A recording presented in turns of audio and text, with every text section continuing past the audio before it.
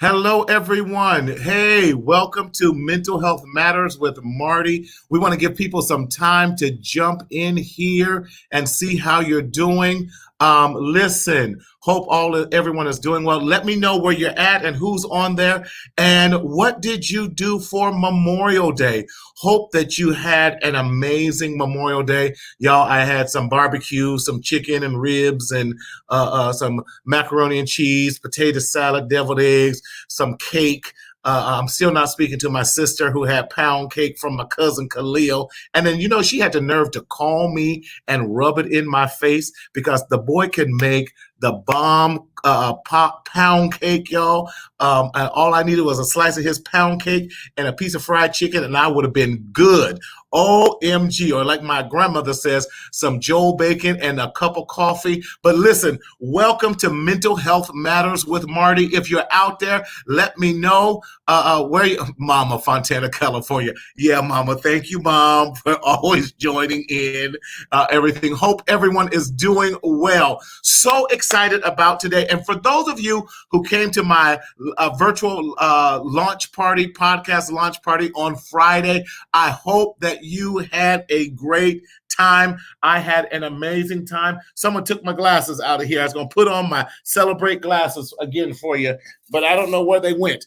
Anyway, hope that you had a great time. I had a ball. Jason T. Mahoney, how are you, my brother? Hope all is well. Jason T. Mahoney, the motivational speaker. Yes, he is. Brother, I got to have you back on here real soon, but hope all is well. Hope you all had a fabulous time. The executive producer himself, Mr. Darrell, what's going on with you? I was going to call you Marcus, but anyway. Pam, how you doing? Lynette, good to see everyone. Listen, so glad to see you. We're going to jump right in there today. So excited to have this special guest on with us. Listen, ladies, I have been bringing all the men so far this month, and I'm so excited because May is Mental Health Awareness Month. And we want to remind you that May is Mental Health Awareness Month. And if you're just joining me, in case you don't know who I am, again, I'm Martina Sellers, your mental hygienist. And so glad that you're here joining us on Mental Health Matters with Marty. And in recognition of May as Mental Health Awareness Month, I have been bringing on all men so far. So I wanted to change up the game a little bit and bring this amazing young lady on who is in my neck of the woods here in SoCal. We are so proud of her. She has been not just a follower for some years now, but I'm so excited that she is now, she's a clinician, and she's doing her thing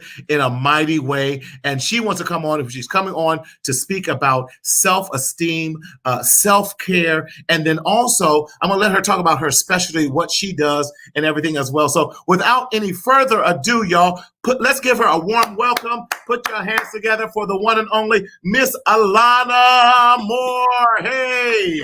Hello. How are you, darling? I'm great. I'm so excited to be here. Wonderful. So excited to have you. That's Alana over there, even though it's over my name. I don't know what's going on with that, but we're so glad to have you, Miss Alana. So tell us about you, what you do, and what your initials, because a lot of people don't know what the PCC stands for, because we got so many acronyms now, MFT, PCC, MSW, and all that, depending on where you're at and everything. But share with us what you do, who you are, and what your passion is. So APCC stands for Associate Professional Clinical Counselor. Yeah. So I went to school and I got my master's in marriage and family counseling. So it gets a little confusing because you would have thought I would have done the marriage and family therapy track, but I decided to do the professional clinical counselor track because it's a little bit more broad in what I can do. So that's what I graduated with, and I love mental health. Just to give you a short backstory, when I was only 12, I had an extremely close friend of mine that attempted suicide, and I went to go see her in a home, and I went with my mom to go see her, and I was so heartbroken because I had no clue, that she was Right. dealing with so much, Right. and for me at such a young age, I made a vow that I was going to do the best I could to encourage Right. others in any way possible from that moment on to now. And I think that's really what sparked me, Right. my passion for mental health at such a young age. And I've always Yeah. been into mental health. So, and what I do now is I work at a place called Hope Builders. It's a workforce readiness program. So we work with reentry populations, and what that means is, those who were formerly incarcerated, they're trying to get back into the workforce. We Right. work with people that are in the foster care system, or Yeah. people that just have had, some difficult times in their life and experiences, and they're trying to get back on track and get into the workforce. And there's a component of our program, that focuses on life skills, soft Yeah. skills, Yeah. therapy. We provide all those things for free. So I am there to provide that. You said you provided for what? Free. Like FREE? Yes. Yes. No, I love it. Because there are so many great services like what you're doing that so many of us don't know how to get access to. First and foremost, tell us where you're at out here in Southern California. I know you're in the Orange Curtain, but explain what that, where you're at. So yes, I'm in Orange County. I'm in Fullerton, California. I Okay. don't know if many people have heard of Fullerton if you're not from here, but it's by Disneyland. I always say I Yeah. live about Yeah. 10 minutes from there. So I'm in North Orange County, and I Yeah. also work, I don't know if it's North Orange County, but Santa Ana. Yeah, still North Orange County. North Central. Mid. Mhm. Yeah, yeah. Yes, and so that's amazing, Alana. First, I don't want. I want to go back to what you said at the opening of this when you talked about how your friend at 12 years old, uh, uh, um, who had attempted suicide, with Mhm. that, and how that just really not just resonated within you, but it struck you in such a way that it propelled you that you did not want to see any more of your friends or people your age or that go through that. Um, Right. um, yes, and I one kudos and hats off that made such a huge impact in your life that you wanted to make a difference in other people's lives like that. And I applaud you for that. Why is that message? Since we're talking about that, and I wanted to because I Mhm. wanted to gloss over that because within our communities, suicide is the second largest factor between the ages of 16 and 24 of death among that age group, that age population. But even in our communities, in the Black and Brown communities, over the past 7 to 10 years, that number has doubled for us. But we're not having these conversations. Listen, people, we can't, I always say it all the time, speak up, speak out, live. But why is it so important for, especially for your generation and the millennials, to get this message out? I think it's important. So I work with people, millennials, like you said, Mhm. 18 to 28 years old. And you're right. I see it, their self-esteem is extremely low. There's a Yeah, lot of, suicidal attempts, suicidal thoughts that come from them. And from what I have discovered, there's so many people that have never been taught to deal with these emotions. yeah, They're uncomfortable with that. right. So a lot of times they'll try to distract themselves. It could Mhm. be a job, it could be a relationship, but they're trying to distract themselves from dealing with themselves. So now, Right. especially in times like COVID, they are forced to kind of deal with themselves and be with themselves. Yeah. But I think, messages like that stem from a young age. You could hear it from, your parents. I've had clients tell me that their parents said, they weren't going to be anything, that Mhm. they had no worth, so that they internalized that message that I don't have any worth, and why am I Right. here, you know? And that, thank you for saying that, because that goes into the power of parents, that we have the power to speak life and death into our children. When we say you're never going to be anything, you're going to be stupid, you're just like your mama, you're just like Mhm. your dad, you're ugly, you ain't worth nothing, and how that begins to we begin to put that in the fiber of their thoughts, in the fiber of their actions, in the fiber of how they breathe, how they look about themselves. And so if my, no, I say it this way, Alana, if my own mama and daddy don't like me or love me, why should I? Right. Yeah. Yeah. So I applaud you with the work that you are doing. And how you're doing with reaching that population, because they'll listen to you before they listen to me. I'm almost in the gray tells me, I walk to the group home, they like, hey, old man, I look around talking about who y'all talking to. I know you ain't talking to me. Then I look at them and, oh, I guess they are talking to me. I got all, but I tell them, baby, keep living. Keep living. You're gonna want to get great one day. Get great. Come on now. But Alana, I love it. I love it that you are really sending that message, because you're right. A lot of our suicide attempts and even medicating or self-medicating with that. When we're talking about drugs and alcohol, Rhonda, you're right. She is an awesome young woman. Yes, she is. Oh, thank you. With that, yes. We have to, because if you keep hearing these negative, toxic thoughts, you're hearing toxic emotions, you're hearing toxic and negative things about yourself, you then begin to, you're right, your self-esteem goes right here. Right. Your self-worth goes right there. Talk to me about why this is so important, and why self-esteem and self-worth and self-care are your passion. It's really my passion because I see so much in someone that they maybe don't see in themselves, and they were never taught to see that, and Mhm. a lot of times low self-confidence, it hinders you from being as great as you are called to be. And Yeah. so I'm very passionate about bringing that out of someone to see that in themselves, who maybe Yeah. have spent years, 15, 20 years, hearing that they weren't worth anything. And so now Right. their perception of themselves is, I don't have worth, and I'm not valued. And I want them to be able to see their value for themselves. So when they go through things like rejection and things like that, they don't automatically think about suicide or automatically think about giving up, but that they see, I have value, I'm going to make mistakes, I'm going to go through things, but I Yeah. still have value. These things make me Yeah. stronger. These don't make me worthless. And so I want to help people change that message in their head. And like you say, stinking thinking, change that Yeah. thinking around, Ain't that thinking. Yes, yes.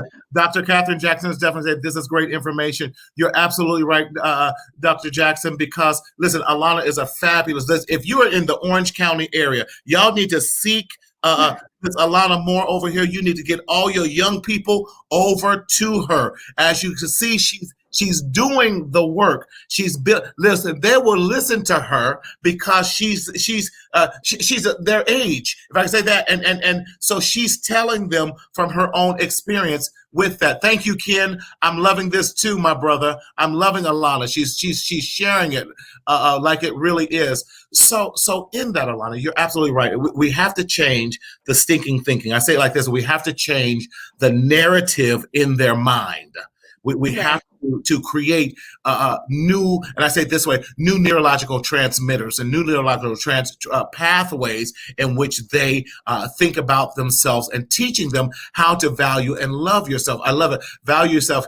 You need to know your self-worth. Yes, Trey, you're absolutely right with that. So talk to me more about what do you, I'm going to start it here for you, Alana. What do you see some of the most self-hatred or not valuing yourself? What are some of the conversations or some of the narratives that you hear them say about themselves?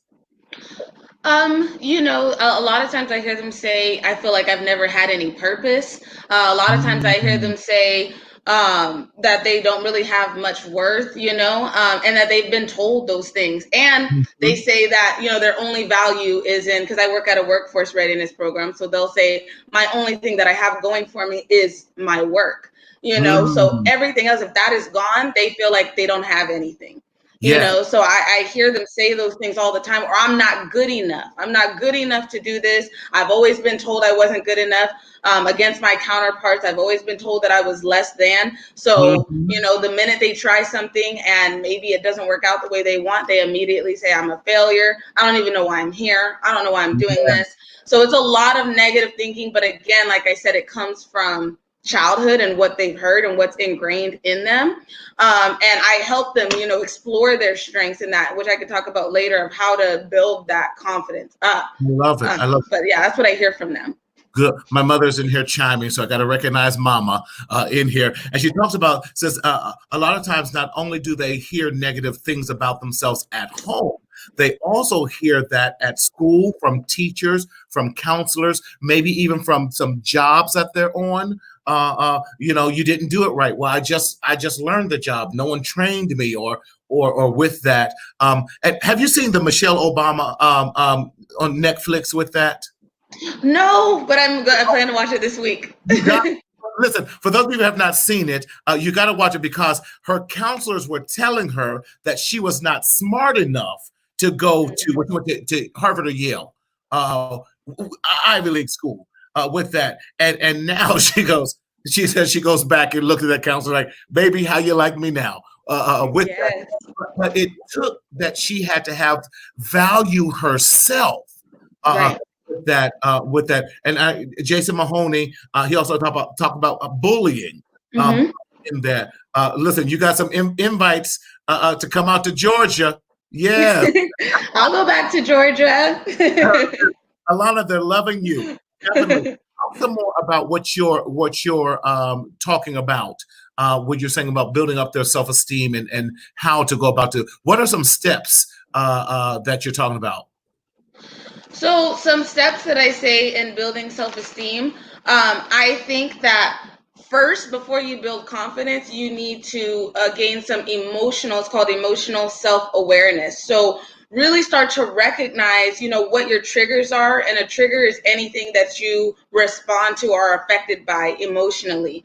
And so before you begin to build your confidence up, recognizing how you feel about certain situations and maybe where you lost your confidence. Maybe you had confidence, when you were younger. When did you lose it? So identify those things first and how you were affected by it. And that healing needs to present itself first. Otherwise, you may always be triggered by that situation. You may always think that about yourself until you accept, that person for what they are or what they said, and you release them.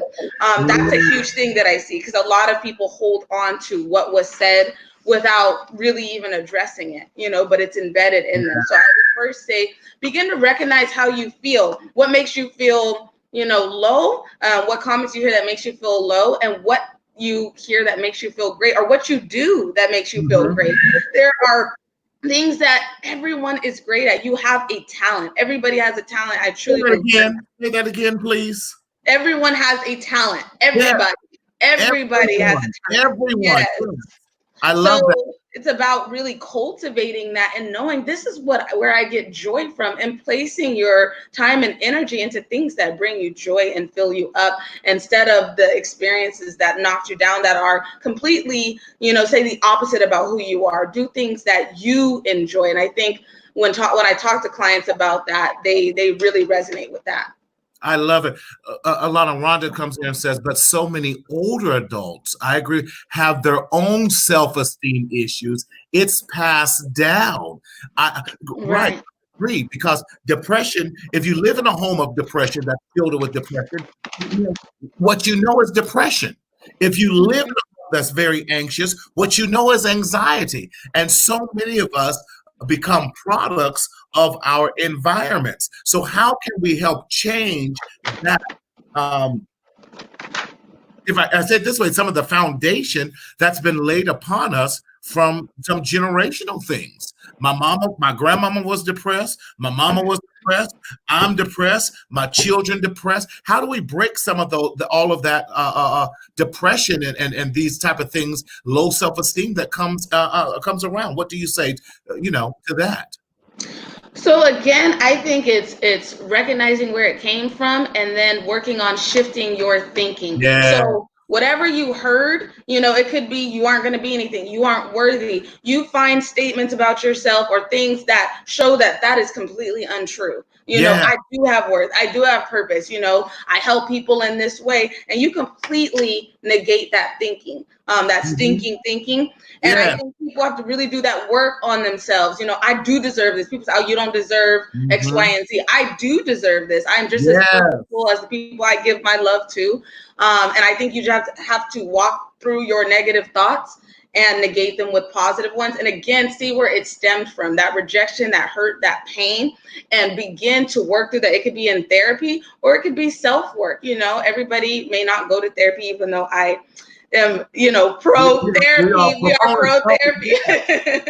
So at least working through those things. Yeah, you're absolutely right. And part of that, Alana, you're right, because I see a lot of depression and a lot of anxiety. And I believe in shaking family trees when I'm doing therapy. I'll pull out and do a genogram, right? That they talk, what you do? Oh, your genogram. And when I show them the familiar patterns that are happening in that.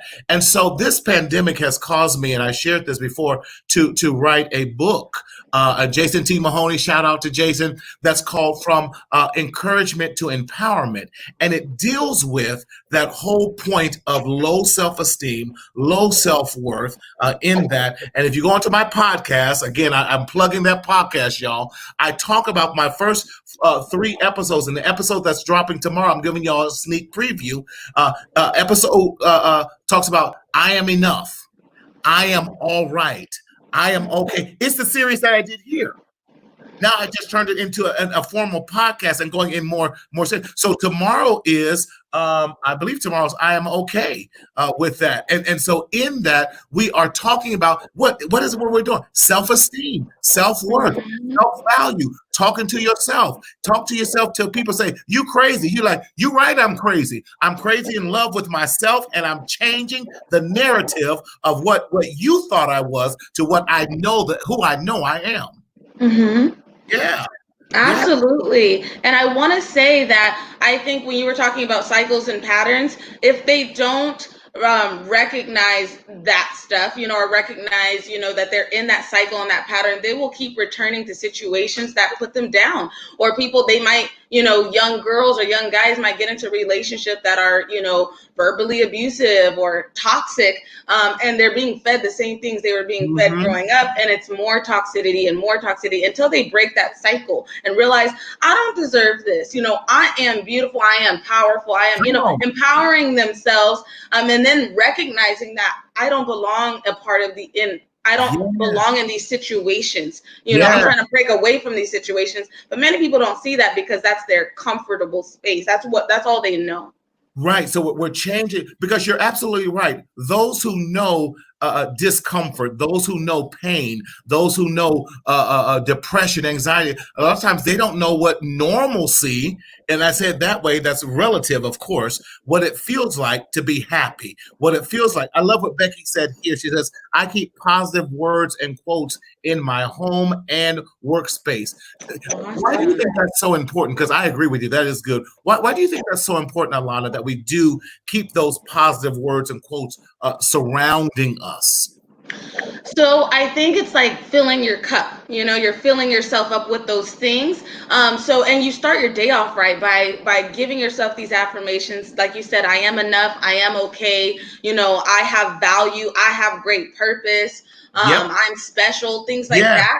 And you're speaking life into it. You're constantly speaking that life into it instead of those negative thoughts, because you become what you speak. So it's very important that you constantly tell yourself those things and then become them. Yes.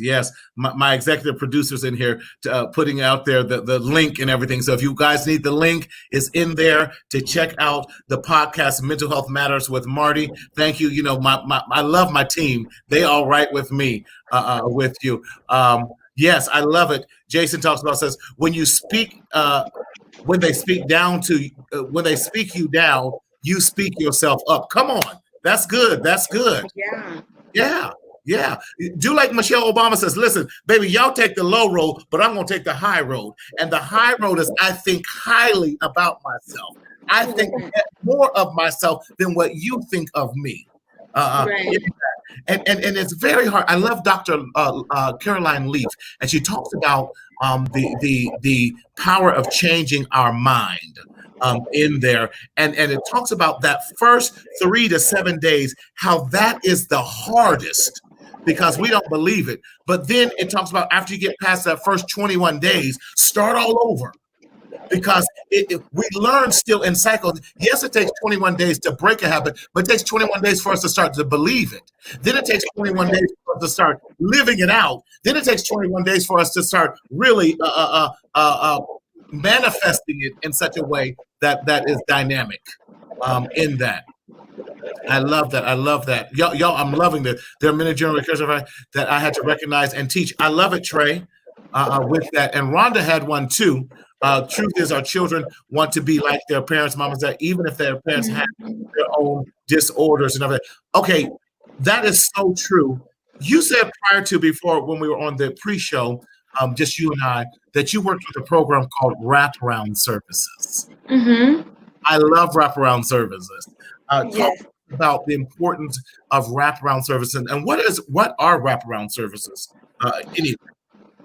So, wraparound services are usually children or adolescents that are having some challenges. It's usually behavioral, and it's the point, where a team of people come into their home and work with that child and work with the parents. So they work with the whole family unit Yes. to really work through some things that are maybe breaking down the household, or causing some of the behaviors. And it's not just getting the child to recognize it, it's getting the parent to recognize it as well.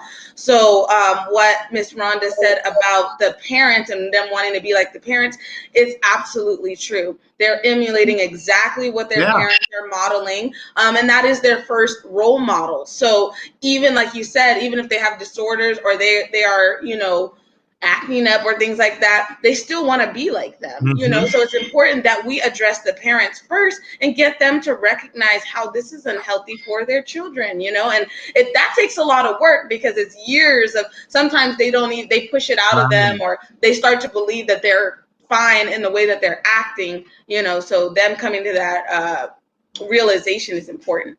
Yeah. So Dr. Hall talks about says, smile, laugh, and move forward. I am worth all that is good coming my way. Yes, Oh, I we love it.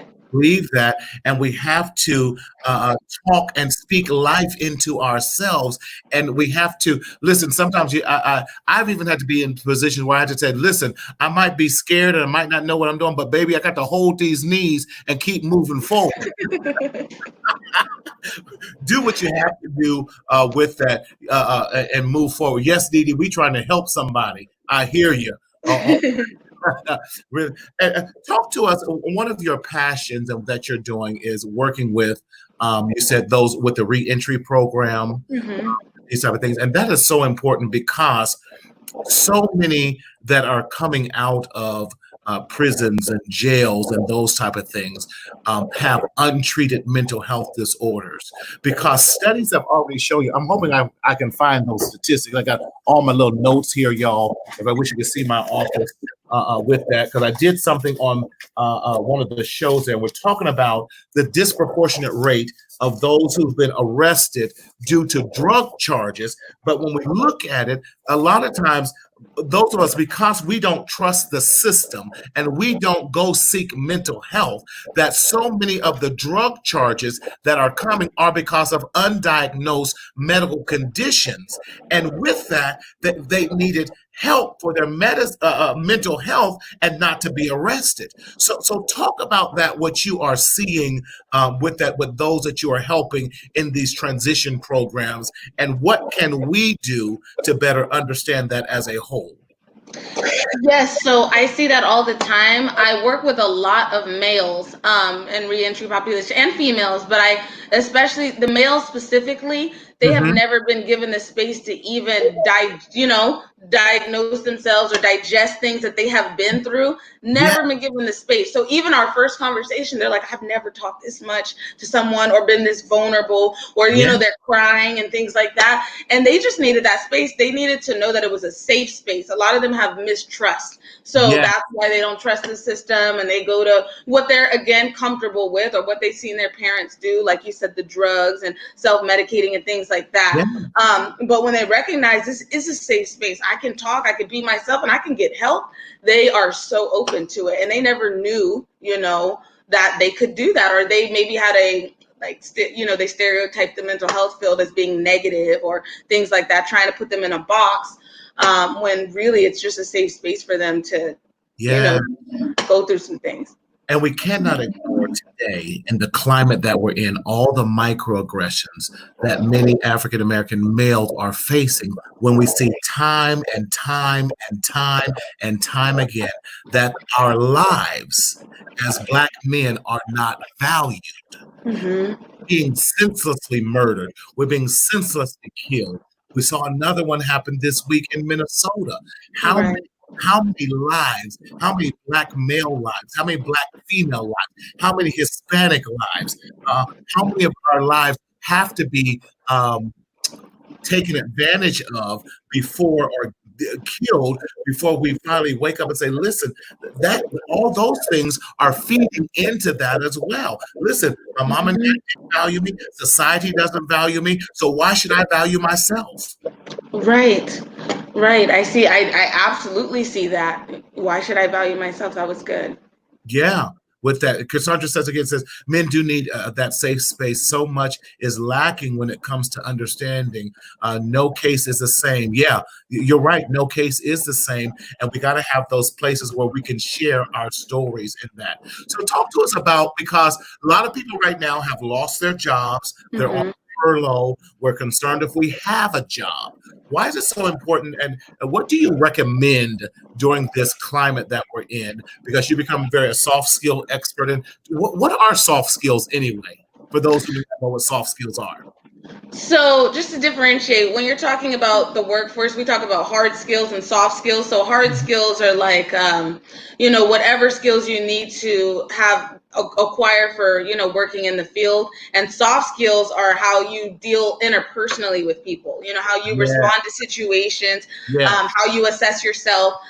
So, there's a bunch of soft skills: resiliency, self assessment, self confidence.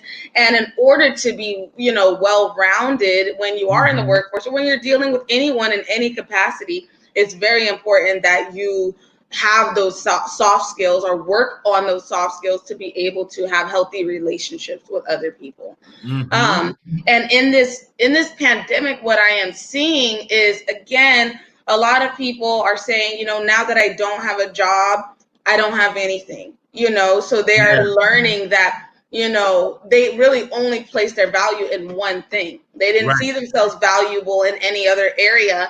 right, So I constantly remind them about how they can, and a lot of them have, we call them motivational drivers, things that drive them. So some people are driven by achievement, some people are driven right, by relationships, right, and both of those things are a little bit compromised in this pandemic because we are limited. So right, people are having a really difficult time. But I am, helping them work through ways that they can still achieve something. It may not mhm, be exactly in the field of work, but it could be on a project they're working on. Some of them yeah, like to garden, different things, and they realize that achievement and value comes in many different places other than just good. work, and they're starting to recognize that. Especially for we as men, because a lot of times we label our value according to our job. Right. Which a job is a part of who we are, but it's not the full essence of who we are. And so I love that you're teaching us how to look outside of that in order to create value and self-worth in there. So I cut you off earlier. That's me always talking way too much because I get excited. But we had talked about one of the first things that we could do. You talked about knowing your emotional health, if you will. Mm-hmm. What were some of your other tips that you wanted to share with us today too? So emotional self-awareness and self-assessment, they go hand in hand, and just you really recognizing again how you feel in certain situations, good or bad, and Hmm. really, um, self-assessment is really just you assessing your whole self, your patterns of behavior, the things that you love. And one of the things I said too, because I love to use a narrative therapy approach, which just means that people can change their story in any way that Yeah, they want. So I have people, write down and identify who they were in the past and how that shaped them, rather than, how that maybe hindered them. They can bring some strengths out of that and how hmm, that brought them to where they are now. And I have people identify on where they want to be in the future, and not right. just where they want to be career wise, where they want to be, emotionally, Hmm. confidence wise. And in order to Hmm. get there, we do assignments and activities to work toward those things. So that past, present, and future is really important. Identifying where you are now and where you want to be is really important for you to start creating those goals and working Yeah. toward, your ideal self, if you will. Yes, yes. I love that. I love that. What would you recommend? Definitely some things. We talked about that. Now let's we're talking about self-worth and self. Let's move on to one of my favorite topics. We'll talk about self-care. Why is self-care so important in creating healthy boundaries, healthy self-esteem, healthy self-worth, healthy self-value? Why is self-care so important? And define self-care for us. So self-care is literally what it sounds like. It's you taking care of yourself in any way that you see fit, like in a way that brings you peace, Yeah. and tranquility. So self-care is not what I would say, abusing substances or anything like that. That's not taking care of your body and yourself. And some people Right. might see it as that, oh, well, I need to, but self-care is really just putting yourself in a peaceful state of mind. Hmm. And so that could be in the form of, again, like going on a walk, really just going Yeah. outside, getting some fresh Yeah. air. It could be in reading, it could be in journaling, it could be in just having conversations with people Yeah. that you haven't had, talked to in a long time. So Hmm. self-care looks like a bunch of different things. And what the reason why it's so important is because if you learn to take care of yourself, your worth is going to begin to increase. Like, I know how to take care of Yeah. myself. I know how to fill myself up, Yes. and when you are dealing with stress, you know what to go to kind of relieve that, and you're not relying on, anything else for that other than yourself, because you know how to take care of yourself. So it's Yeah. very important. And that's you're right, and I love what you said. Knowing how to your self awareness and knowing what you need is self emotional care, and that and yours. I'm messing it all up, like you said. At your point number one, uh, with that. Um, but knowing how to read when you're stressed out. For me, when I'm stressed, it comes all up the back of my neck and my shoulders are heavy. And when I'm doing this, I'm like, oh, I'm stressed out. I got to do something.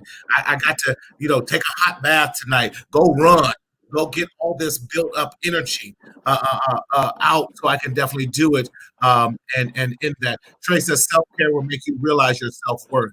That's the truth Absolutely. in that.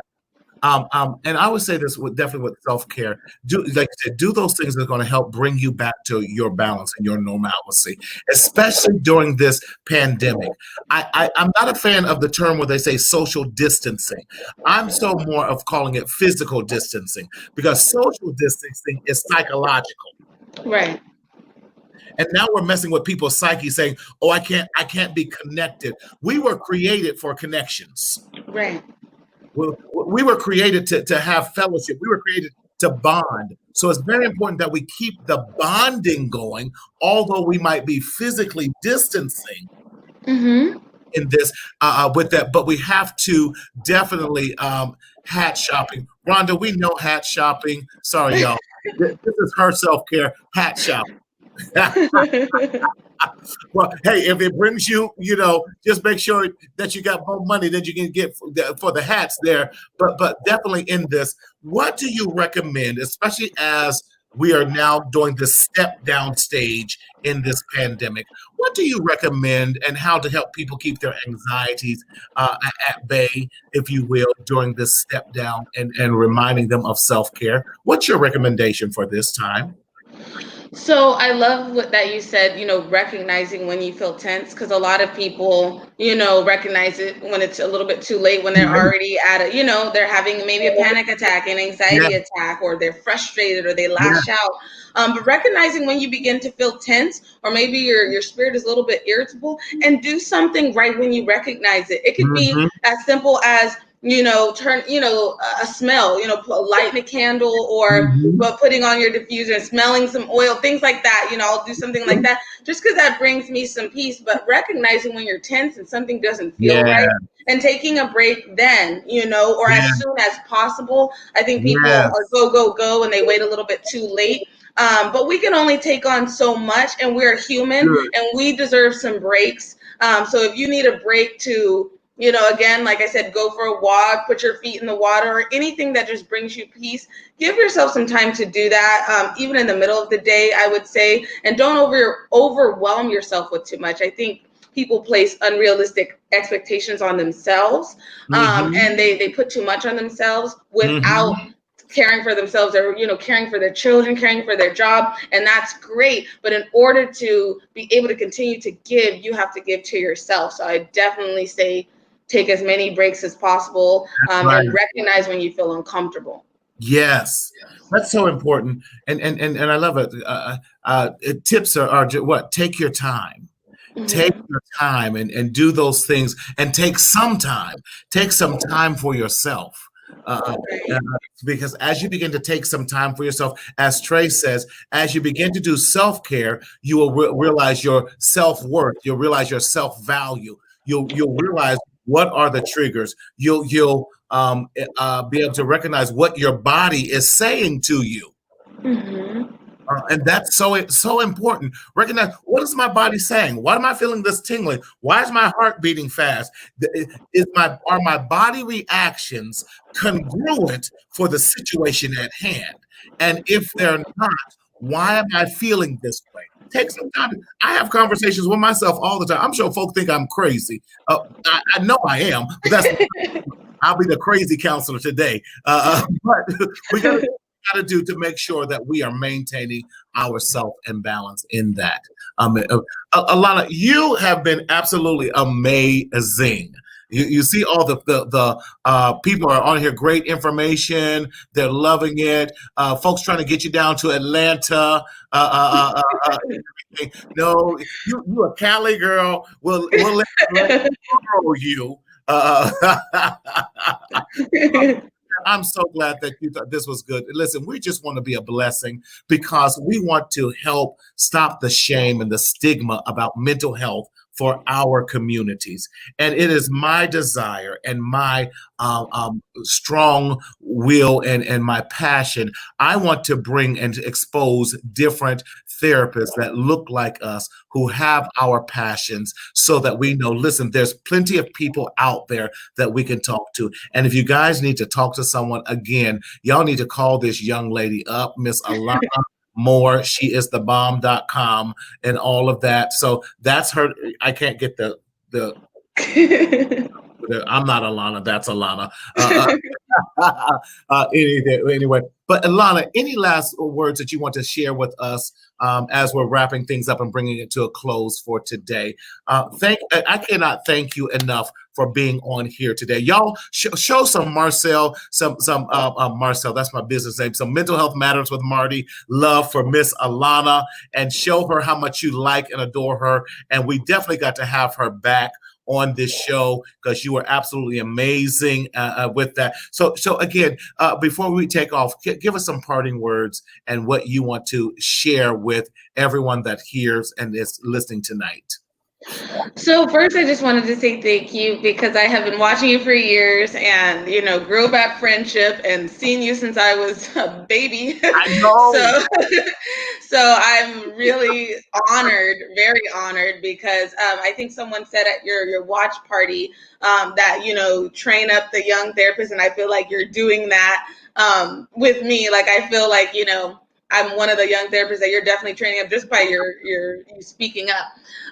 So I would encourage everyone to really, trust, in a safe space. If you have things that you are dealing with, it is a very trusting space, to be in therapy, to talk it out.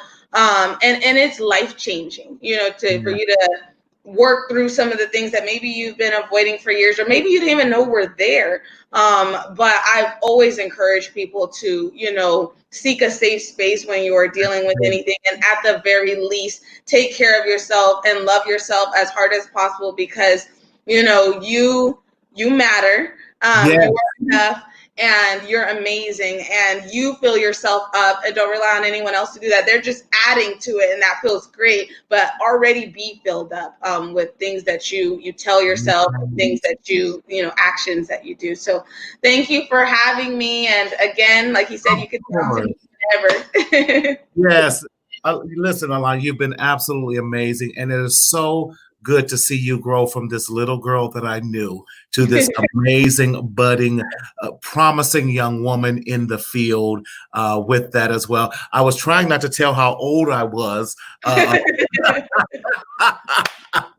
with that, but it is an awesome pleasure to have you. This is not going to be the last time. I'm glad I got someone I can refer some people to in Orange County, because I'm always getting people says, I need someone in Orange County. I need someone in Orange County. I'm like, baby, y'all got to get on that 10 freeway and come out here to Ontario and see me with that. My mother says, thank you for sharing, Alana, sharing with us. Yes. Yes. Alana truly has been a blessing with us, and we thank you on tonight and everything. So hold on, and I'll be right with you, Alana. Okay. Again, thank you so much. Y'all give it up for Miss Alana Moore. She's amazing, doing the work, a young woman doing the work, and the future is only bright for you. This is only the beginning, and I want to encourage you to continue to grow even farther than what all of us have. Alana, we have the original. Rhonda, I'm not even going there. We are not playing favoritisms right now. So you know what, Rhonda, you are on timeout and you are blocked for one more day, because I'm not on tomorrow. But you're blocked. With the Jason T. Mahoney says that you are awesome, and he also says, listen, keep soaring. Keep soaring. So these are other amazing therapists who are pouring into you, and Rhonda just gives you applause with that and everything. Again, y'all, let's give it up for Miss Alana Moore. Thank you, darling. Okay, I appreciate you. So hold on, and I'll be right back with you. Okay, y'all, I hope you have had an amazing time. Oh my God, that Alana is just absolutely amazing, and so glad to have her on the show again. Listen, I am so glad. Listen, we have officially launched the Mental Health Matters with Marty podcast on Apple, Google, Spotify, Stitcher, and soon to come, y'all, on iHeartRadio. Listen, for those of you who have Apple phones, we want you to subscribe to the, and I'm asking you that you leave a 5-star rating, leave a review. And you can text I Matter to 31996. Again, type I Matter to 31996, because we want you to know that you do matter and we do care about you. Again, subscribe to our podcast, again, on so many other various podcast streaming sources that we have. Again, you can find us on Apple, Google, Spotify, Stitcher, and soon iHeartRadio. And again, type I Matter to 31996, and we'll keep you posted with everything that's coming up. Listen, it is our desire. We don't want you to suffer in silence, but we have to stop the stigma of mental health and what that means. So as always, we want you to speak up, speak out, and live. Listen, I thank you so much. We're going to be on Thursday, this coming Thursday. I'm so excited to have with you family who's talking about grief. with this. And I'm so excited to have none other than Autumn Edwards coming out of Ohio that's going to be joining us. And listen, again, we don't want you to suffer in silence, but speak up, speak out, and live. Thank you so much for joining us. I look forward to seeing you on this coming Thursday, 6 p.m. Pacific Standard Time. Listen, be safe out there, and we'll see you in a couple more days, okay? God bless. Take care. Bye now.